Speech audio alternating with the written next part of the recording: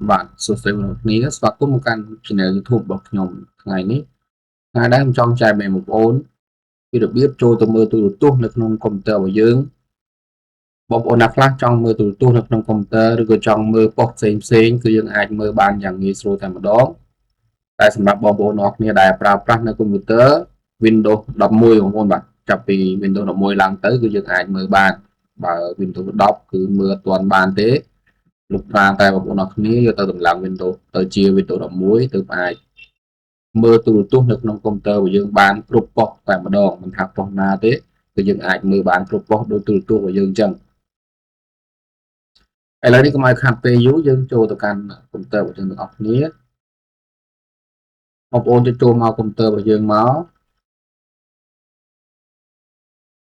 បន្ទាប់មកបងប្អូនចុចមក browser មក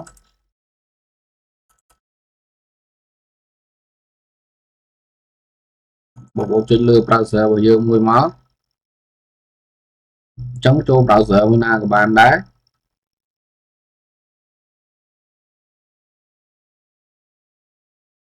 បន្ទាប់មកបងប្អូន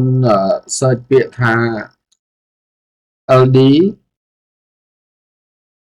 Play9 អញ្ចឹងខាងក្រោមនេះគាត់ឲ្យយើងចុច LD ទៅគឺចេញ Play9 នេះបងប្អូនបាទ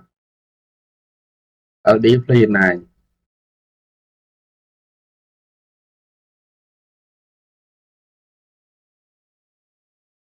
អញ្ចឹងសម្រាប់បងប្អូនទាំងអស់គ្នាដែលប្រើប្រាស់នៅកុំព្យូទ័រអញ្ចឹងបងប្អូនចុចយកខាងលើនេះមកបងប្អូនបាទបងប្អូនយកខាងលើនេះមកសម្រាប់ PC សម្រាប់កុំព្យូទ័រឬក៏បងប្អូនយកខាងក្រោមនេះ download 64 bit for Android ឬក៏ PC system អញ្ចឹងខ្ញុំយកខាងលើគេនេះបងប្អូនបាទខ្ញុំយកខាងលើគេនេះទៅចុចលើនឹងមកអញ្ចឹងមកដល់ទម្រង់បែបនេះហើយបងប្អូនបាទមកដល់ទម្រង់បែបនេះហើយយើងចង់ប្រើលក្ខណៈអញ្ចឹងក៏បានដែរយើងចុចនេះកន្លែងនៃ Windows នេះមក LD Play9 អញ្ចឹង Windows LD Play9 អញ្ចឹងយើងយកអានេះក៏បានយើងយកអានេះក៏បានដែរដូចតែគ្នាទេបងប្អូនបាទដូចតែគ្នាទេអញ្ចឹងយើងចុចកន្លែង Windows LD Play9 នឹងមកអញ្ចឹងវានឹង download រួចហើយនេះបងប្អូនបាទcònយើងចុចចូលទៅគឺវា download រួចហើយដល់យើងបិទវាវិញមកបន្ទាប់មកយើងចូលទៅក្នុង PC របស់យើងចូលមកកាន់កន្លែង download អញ្ចឹងយើងចុចកន្លែងខាងលើនេះខាងក្រោមនេះគឺខ្ញុំរៀបចំរួចរាល់ហើយអញ្ចឹងខ្ញុំធ្វើបាត់បង្ហាញសម្រាប់បងប្អូនអរគ្នាទេអញ្ចឹងខ្ញុំចុចចូលនឹងមកយើងអញ្ចឹងកន្លែងនេះគេសួរថាយើងបើកអត់បើអត់បើកទេចុចថា no បើមិនថាយើងបើកយើងចុចពាក្យថា yes នេះមកអញ្ចឹងកន្លែងនេះគឺគេឲ្យយើង download នៅកម្មវិធីនេះដាក់លើកុំព្យូទ័ររបស់យើងអញ្ចឹងយើងចុចកន្លែងនេះមកបងប្អូនបាទ install លើមកអញ្ចឹងកន្លែងនេះគឺកំពុងតែ install ហើយអញ្ចឹងកន្លែងហ្នឹងយើងយូរបន្តិចដោយសារតែវាមេធំណាស់អញ្ចឹងឥឡូវនេះកំពុងតែ download មកហើយអញ្ចឹងបងប្អូនណាខ្លះចង់ទស្សនានៅទូរទស្សន៍នៅលើកុំព្យូទ័ររបស់យើងហើយកុំព្យូទ័រដែលយើងអាចប្រើប្រាស់អាចមើលកម្មវិធីនេះបានគឺមានតែ Windows 11ឡើងទៅអញ្ចឹងចាប់ពី Windows 11ឡើងទៅទើបអាចប្រើប្រាស់នៅកម្មវិធី LD Play9 នេះបាន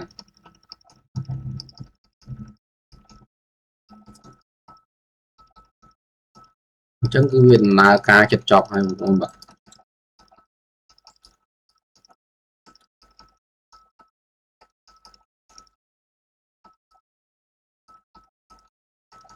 អញ្ចឹងដំណើរ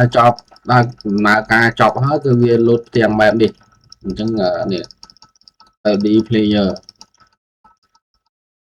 អញ្ចឹងទៀតយើងនឹងឃើញហើយបងប្អូនបាទ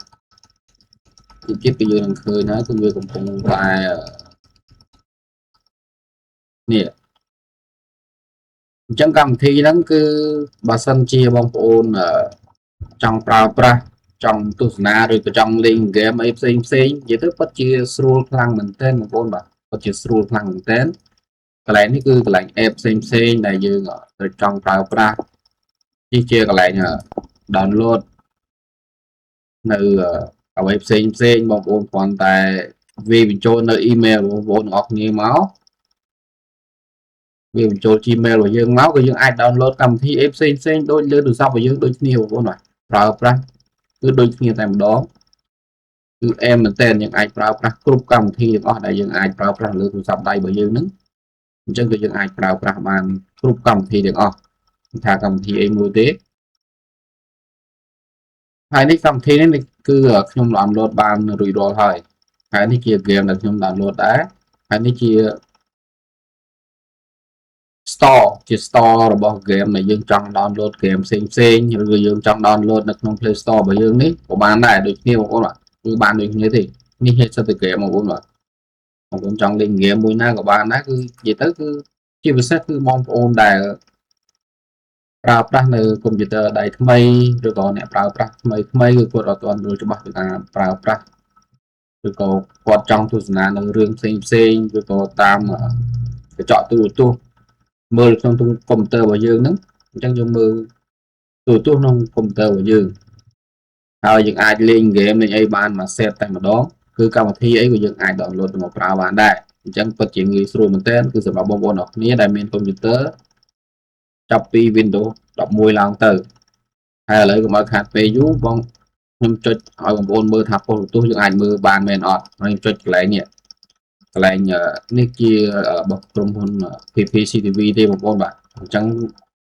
ក្នុងហ្នឹងបើសិនជាយើងចង់មើលគ្រប់ទូរទស្សន៍ទាំងអស់ប្រយោជន៍តើយើងបង់លុយបើសិនជាយើងអត់បង់លុយទេគឺមើលបានតែប្រហែលប៉ុស្តិ៍ទេឥឡូវខ្ញុំចូលទៅមើលក្នុងកម្មវិធីហ្នឹង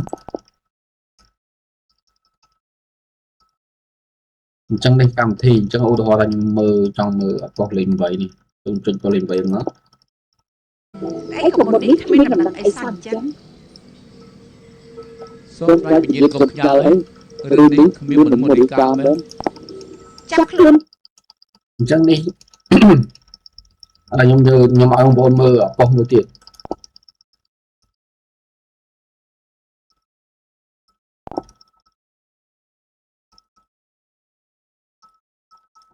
ប៉ុស្តិ៍ហ្នឹងក៏យើងអាចមើលបានដែរ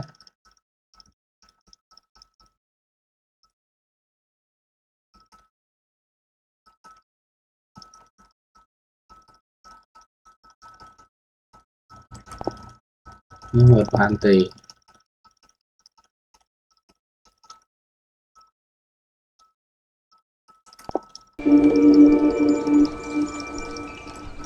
បើយើងខ្ញុំឃើញយើងខ្លាចហើយខ្លួនអស់ហើយ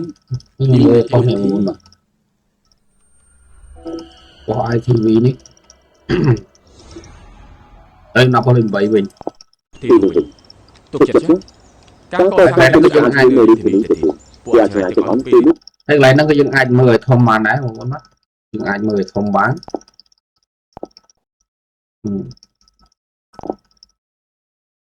ស្ថានភាពគឺចង់ធ្វើការលើជីដែរអញ្ចឹងពេលនេះអស់ហ្នឹងតែមុនគេបានកាក់ទៅតាមពួកយើងជើងស្ដីនិយាយថាចង់និយាយគេនេះវិញលោកនេះខ្ញុំទៅអញ្ចឹងនិយាយទៅគឺពិតជាលយមែនតើបងប្អូនបាទគឺយើងអាចមើលទូរទស្សន៍នៅលើកុំព្យូទ័ររបស់យើងបានយ៉ាងងាយស្រួលតែម្ដងហើយនៅប៉ុស្តិ៍ផ្សេងជាច្រើនទៀតដែលបងប្អូនចង់ទស្សនាហ្នឹងគឺនេះបងប្អូនគ្រាន់តែចូលមកក្នុង Play Store របស់យើងមកបងប្អូនវាពាក្យថា TV ខ្មែរទៅ